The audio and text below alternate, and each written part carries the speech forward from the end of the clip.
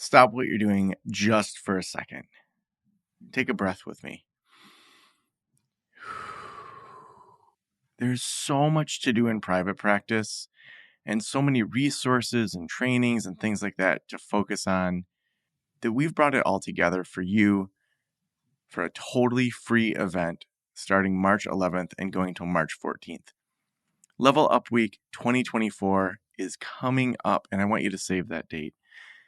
We have some amazing panels we're planning where we're bringing together people that have started a private practice, people that have started a group practice, and people that are rocking out mega group practices. Also, we're going to have some amazing keynotes and some trainings that are on very practical things. There's no need for you to bounce between Facebook groups wondering, is this advice good?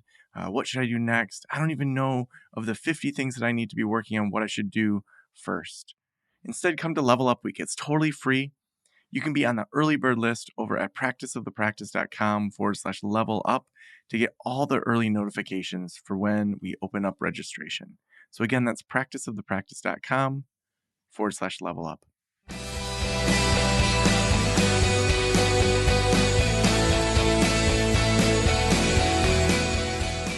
This is the Practice of the Practice podcast with Joe Sanok, session number 959.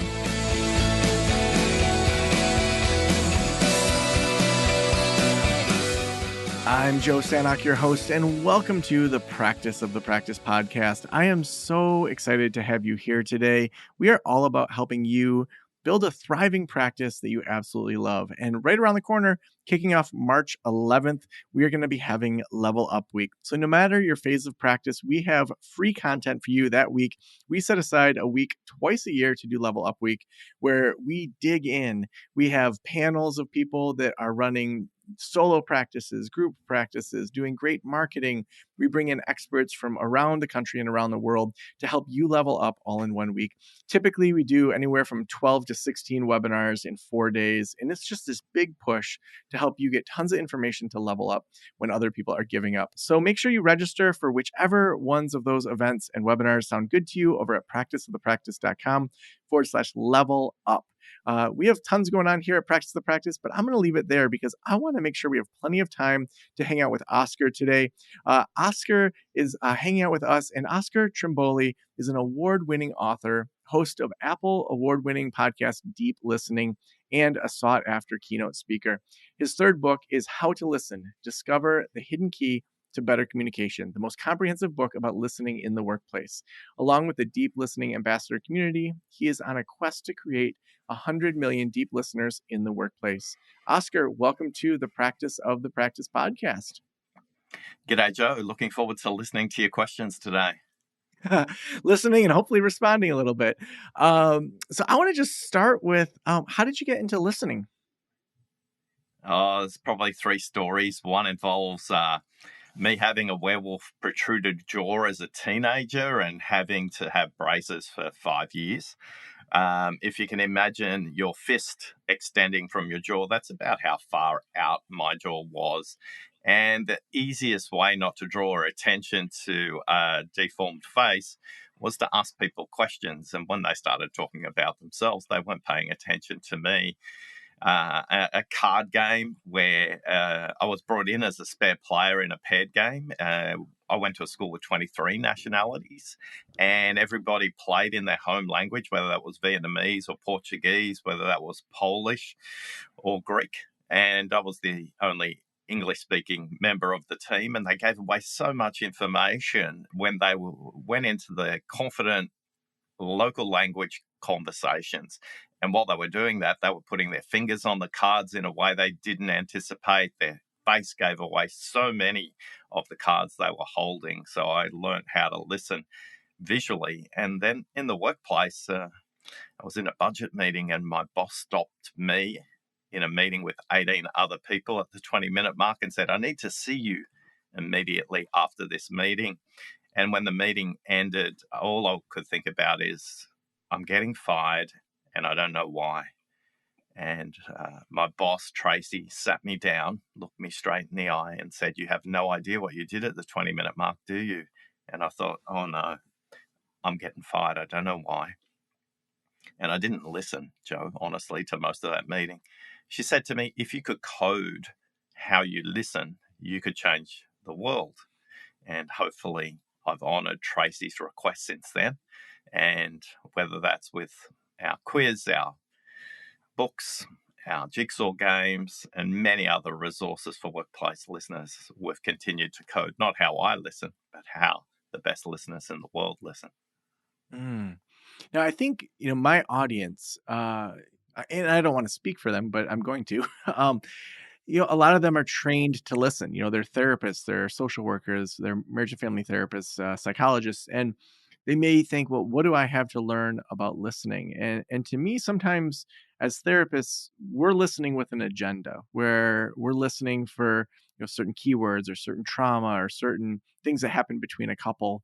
I would love for you to just start with what do you think therapists have to learn about listening?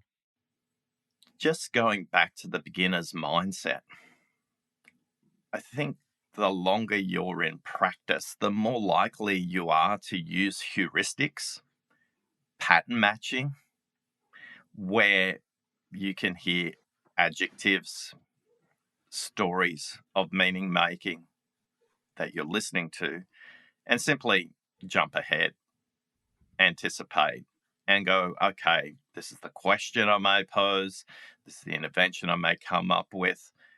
It's an easy trap because we're trying to make things easy for ourselves while we're listening. But I think just coming back to remembering why you got into practice, remembering to be open, remembering the 125/900 rule, that the first thing somebody says is not necessarily what they think and what they mean. Remember, although people can speak at 125 to 150 words per minute, they can think in a range from 900 to 1600 words per minute. So the likelihood that the first thing they say, or even the second thing they say, or even the third thing they say is what they think and what they mean, Mm. it's pretty low mathematically. So just come back to the beginner's mindset and just be open to listening, not just with your mind, but with your whole body as well. Mm. Now, I know that a lot of the research points to just how distracted we are right now and how short our attention span is. And I know that you have really studied the research about getting better at listening. Can you speak a little bit to just how distracted we are and then what the research says about how we can be better at listening? We've researched over 31,000 workplace listeners now, Joe. And despite the fact that they want to focus on the speaker, on the person that they want to listen to, our research tells us that 92% of people are stuck at level one listening, which is listening to themselves. They have so many browser tabs open in their own mind, chewing up memory to process what's available in front of them. And I think for many of us, years ago, the distraction might have been a cell phone. But now those distractions are moving even closer to the body. People now have connected watches. And connected watches are they're providing notifications. And whether those notifications are audible or just vibration, these things provide distraction for the person you're working with and possibly for yourself as well. Having a ritual and a routine to get yourself into state is really critical.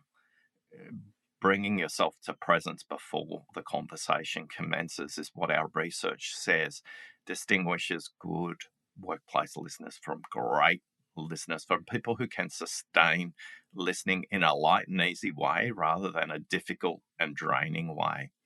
So, my question I pose to each of you listening right now: what is your tuning ritual to come to presence? One of the things that resonates really well with the audiences that we work with is getting them to imagine an orchestra and a conductor as they get ready for the rehearsal. Every band member, every orchestra member tunes their instrument, no matter whether they played the same song, the same venue, the same orchestra, the same conductor, they still humble themselves. They're still professional enough to pause and go through a very specific, humbling ritual to tune before the performance commences. Now, most professional musicians probably don't need to tune, but it's that act of professionalism that says the tuning is for the audience, it's not for me. The tuning is a mark of respect to the other members of the orchestra, not to me. So for each of you, go back to have that curious beginner's mindset and go, what is my tuning ritual? And if I've nailed it, how am I helping the people I work with to role model some kind of tuning ritual for them? Mm. What are some examples of tuning rituals? Could be as simple as drinking a glass of water before the conversation commences. Could be very deliberate breath work where you're noticing and connecting with your breathing. It could be playing music. A very simple ritual may be for conducting a session, a meeting via video conference, not to schedule that at the top of the hour. The clients you're working with are usually in back to back meetings, so schedule them just off the hour, 5 after the hour, 10 off the hour, because in that moment, you give them the opportunity to collect their thoughts, to drink a glass of water, to process the last conversation they've been part of as well. So, for many of us, we're not conscious of those pre rituals. We think listening is in the moment. But as a listening professional, one of the things you're doing consistently is curating an environment where your client can hear themselves think. I always say listening happens before, during, and after the conversation. So, how are you helping your client to arrive ready rather than to arrive rushed? Mm. Now, you differentiate deep listening compared to active listening or maybe reflective listening. A lot of therapists, we're taught active listening, we're taught to be reflective in our listening. How do you define deep listening compared to, say, active listening? Well, active listeners notice what people say, and deep listeners notice what people don't say, what's absent, what's not present. And again, back to that listening and tuning with your whole body. If you're merely listening as an auditory processor, or you may be listening with your eyes for body language, but as listening professionals, there is so much information given away by what people are feeling and how you sense that. So, deep listeners are noticing much more of the unsaid, not just in the dialogue, but what's coming through emotionally. It could be something as simple as the rapidity of their breathing, it could be the gap of their silences. Deep listeners notice much more what's not said. Hmm. Now, if someone's just kind of learning to be a deep listener, um, are there things like what you just said that are those nonverbal cues that maybe someone that hasn't done a lot of deep listening could pick up on early on? With our research work with the book, we interviewed Dr. Susan Constantine. She's known as the human lie detector, and she's brought in by legal counsel for jury selection. They don't have a lot of verbals to work with when they're doing jury selection. And one of the things Dr. Constantine said is be careful. As humans, we tend to overestimate or give too much weight to nonverbal signals, and we interpret them to make meaning for ourselves if we're not conscious of the emotion we're feeling going into a conversation. So, for many of us, we may be triggered by past events where we're looking at nonverbal signals. But the things typically people are associating with nonverbal signals I'm not going to speak specifically to a smile, an eyebrow movement. I'm going to talk to body position, spinal erectness or not, head tilt. And Susan would say people place too much emphasis on the facial area in terms of what are those non-verbal signals. And she said, look at the whole body. And she again comes back to noticing their breathing is a crucial part of signaling what's being expressed and equally what's being held back. So for us, when we're noticing nonverbal signals, just be cautious, is what Susan would say. Notice the pattern and the pattern change, not the individual instance of whether someone looks up and to the right or down and to the left. In isolation, they could have just seen something on the floor, or they could have noticed a movement in the fan on the ceiling. And we may attribute way too much to these simple eye movements. When you establish a base pattern with somebody in their body language, you want to notice the variation. When does that change? I remember working with a client and I turned up to the meeting and we started at 5 after 11. And she said to me, Oscar, this is going to be a meeting where I need you just to listen to my vomit, put your hazmat suit on. And this is in the world before COVID. So it was a completely amazing way to describe what was about to happen. And the context for her was she was running a massive merger on behalf of the organization that was being acquired. Typically, in a merger, the organization that being acquiring, they will be the people leading the merger. So she said to me, just listen. And Joe, for 29 minutes, and the only reason I remember this is there was a clock behind her in the office. For 29 minutes, she went into a tirade. But at about the 15-minute mark, she broke from that pattern. She just paused, she took in this massive deep breath, and then she continued on. And she said, great, I've finished, Oscar. We can actually wrap up. I've got what I need from today. I said, great, before we finish, about 10 minutes in, you took this really deep breath.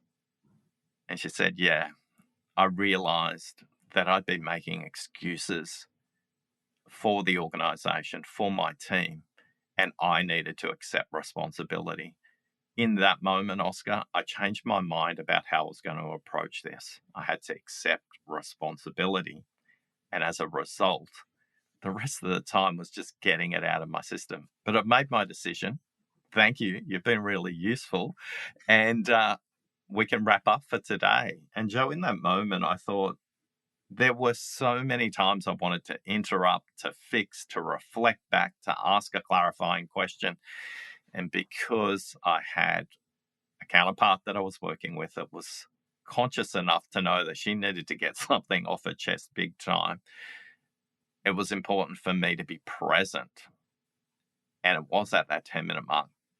A month later, we came together again, and she said, Oscar, although the vomit was helpful, I want to learn how you did what you did at the 10-minute mark where I actually made that decision, because I didn't say I made a decision. I was ranting on about my boss.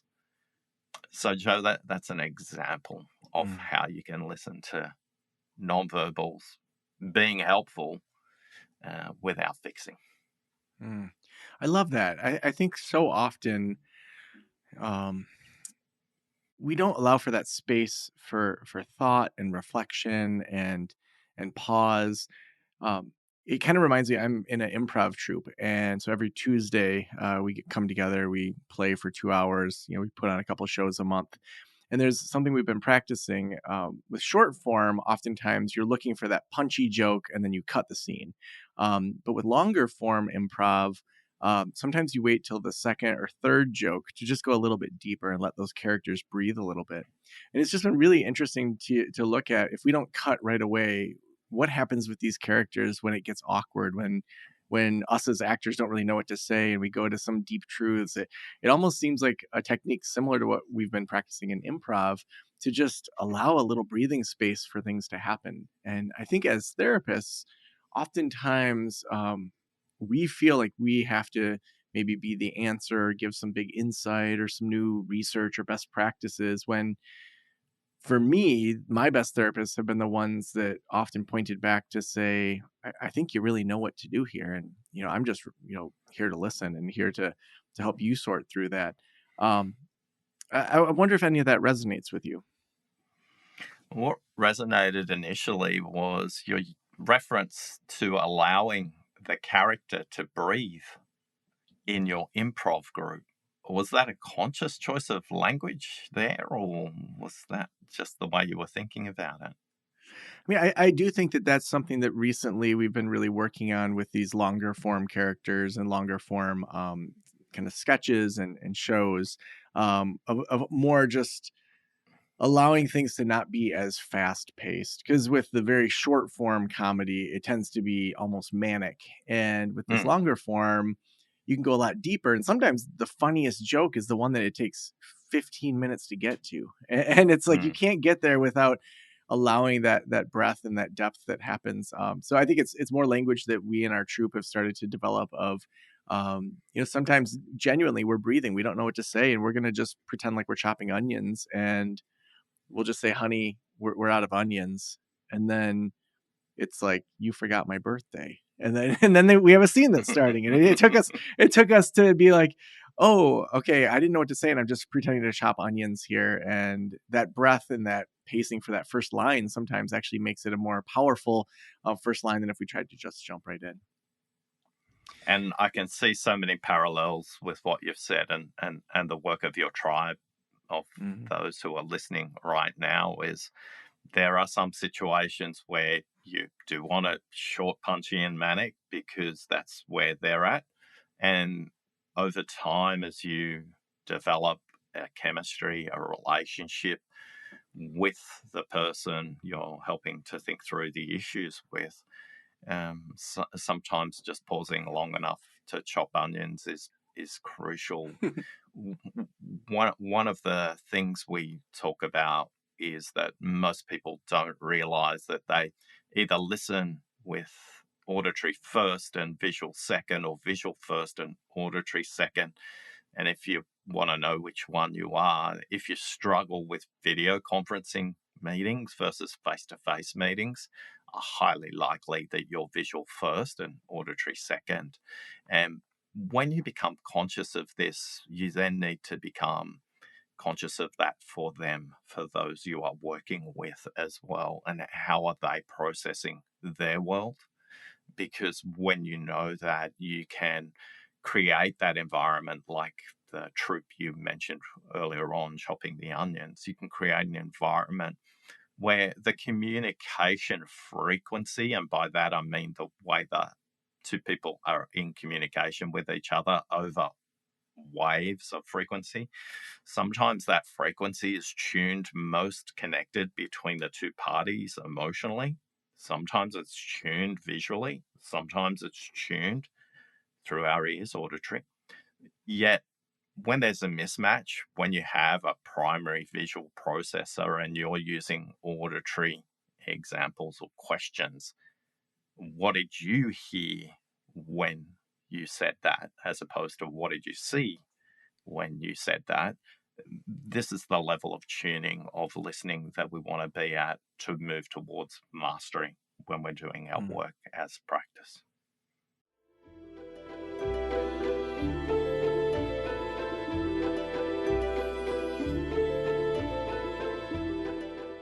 Going in network with insurance can be tough. I know when I took insurance, there were long wait times and it was so confusing. Filing all the right paperwork is time consuming and tedious. And even after you're done, it can take months to get credentialed and start seeing clients.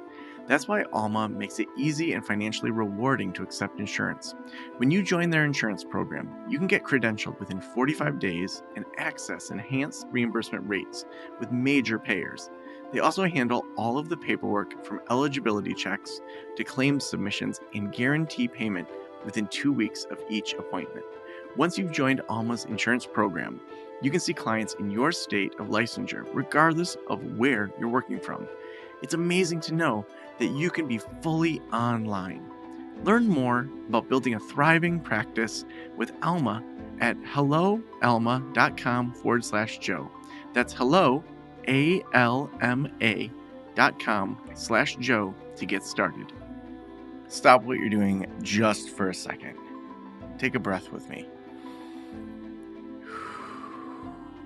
There's so much to do in private practice and so many resources and trainings and things like that to focus on that we've brought it all together for you for a totally free event starting March 11th and going till March 14th. Level Up Week 2024 is coming up, and I want you to save that date. We have some amazing panels we're planning where we're bringing together people that have started a private practice, people that have started a group practice, and people that are rocking out mega group practices. Also, we're going to have some amazing keynotes and some trainings that are on very practical things. There's no need for you to bounce between Facebook groups wondering, is this advice good? What should I do next? I don't even know of the 50 things that I need to be working on what I should do first. Instead, come to Level Up Week. It's totally free. You can be on the early bird list over at practiceofthepractice.com/level up to get all the early notifications for when we open up registration. So again, that's practiceofthepractice.com/level up. Now, I know quite a few of our listeners are the owners of group practices, and they have multiple clinicians working with them, also executive assistants and billing coordinators and marketing people. When you think about leaders, what differentiates great leaders that listen really well from just adequate or good leaders? What our research says is that good listeners focus on that person that they're speaking to or listening with. Yet great leaders get groups to listen to each other. So, in that context, where you have a group of people operating to support the outcomes of the practice and the client work that you're doing, it's critical that if you don't want to become a bottleneck to your practice, you need to help the group consistently hear, not just from you, but from each other. You need to curate an environment where people are not just listening to what you say, but what others are saying as well.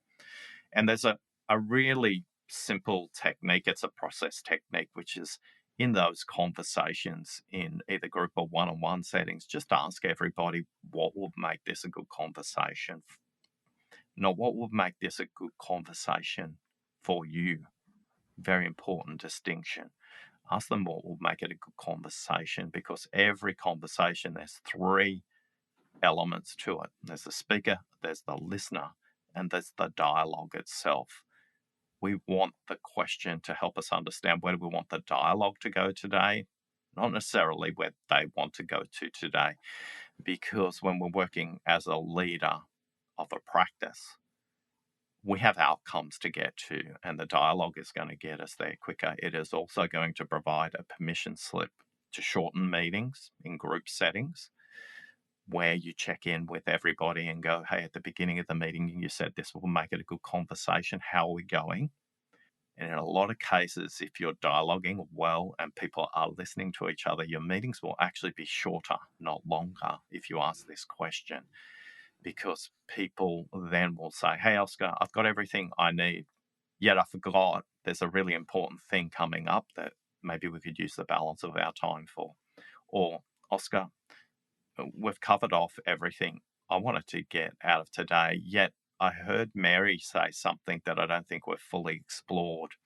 And it's when you as a leader are creating an environment where people are listening to each other rather than exclusively listening to you or you listening to them. That's where you're going to get high performance. But most importantly for you as the leader of the practice, you're going to free up time to start to do the things you really want to focus on. Mm. I would love to hear your thoughts in regards to, we've got clinicians oftentimes that they're looking at taking these clinical skills they have and taking them to the world more. When it comes to listening and what, companies are looking for, how do you think that therapists are uniquely positioned to help people listen better in the world? Organizations are just human systems. If people understood that, they would realize how potent you are professionally to serve corporations, governments, non for profits. You are amazing detectives that can see things that they can't. You are scientists who have microscopes that can create inventions in their organizations that they would never discover because you bring a unique and distinct professional perspective about how human systems work, about how humans interact, about how humans use language, about how past trauma informs current performance.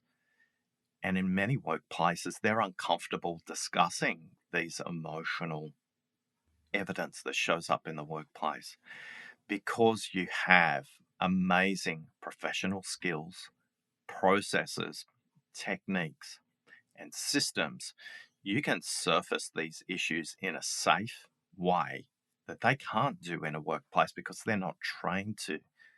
Yet, the breakthrough in performance that creates when you can remove multiple filters that corporates have. They use language like strategy and process and systems and values.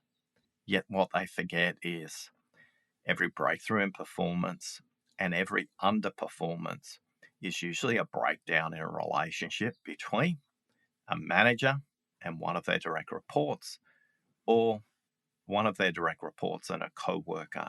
And so much time and so much cost is wasted in corporate systems because they don't have the amazing tools and professional training you do to surface that. Part one. Part two, to have a conversation in a safe place.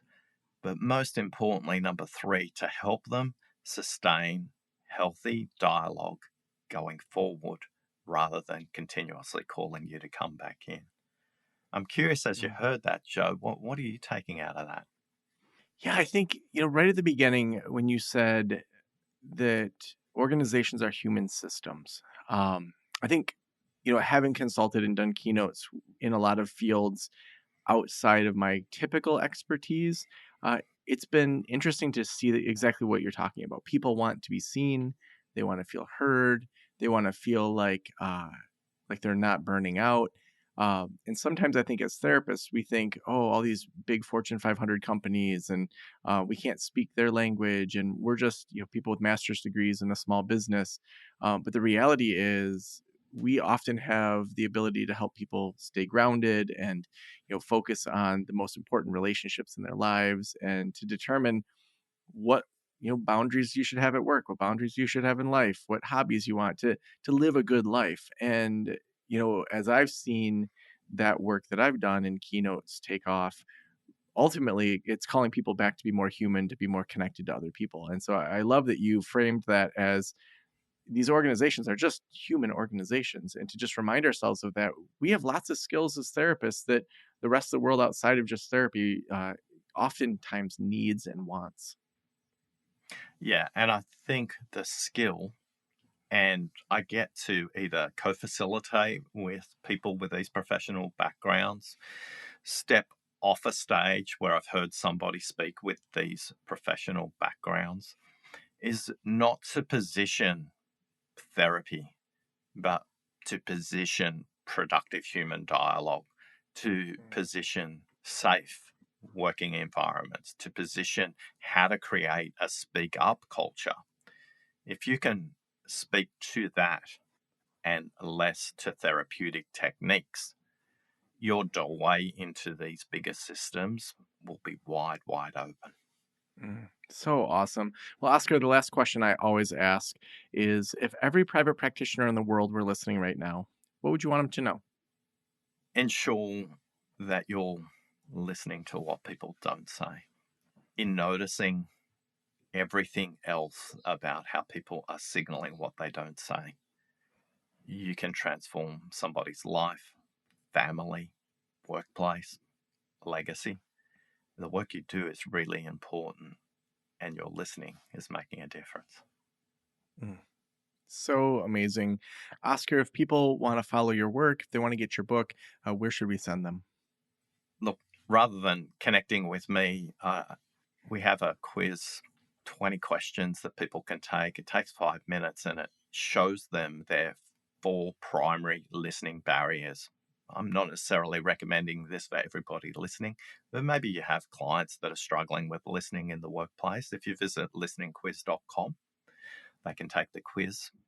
They'll be told what their primary workplace listening barrier is and 3 specific tips to deal with that. And then if they want to stay in touch, they can do it from the report that they get as well. So awesome. Thank you so much for being on the show. Thanks for listening.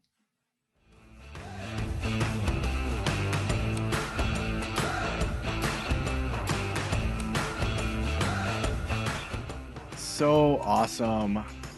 Oh, we bring in experts like this into our Ask the Expert every single month in our membership communities. We also, with Level Up Week kicking off on March 11th, we will have experts coming in as well as panel discussions, and we will also be doing our own teachings to help you level up. So make sure you register over at practiceofthepractice.com/level up. We have a lot going on to help support you as you enter into springtime and get things positioned. Maybe you're even already planning your summer. We want to help you go into this next season to be really, really strong and be supported with people around you that have done what you want to do. Also, we couldn't do the show without our sponsor. Alma is our sponsor today. Oftentimes going in network and insurance can be really tough. Filing all the paperwork, it can be time consuming and tedious. And that's why Alma made it really easy and financially rewarding to accept insurance. They'll get you credentialed within 45 days. And once you've joined Alma's insurance program, you can see clients in your state of licensure, regardless of where you are working. So you can learn more over at helloalma.com/Joe. Again, that's helloalma.com/Joe to get started. Thank you so much for letting me into your ears and into your brain. Have an amazing day. I'll talk to you soon. Special thanks to the band Silence is Sexy for that intro music, and this podcast is designed to provide accurate and authoritative information in regard to the subject matter covered. It is given with the understanding that neither the host, the producers, the publishers, or guests are rendering legal, accounting, clinical, or other professional information. If you want a professional, you should find one.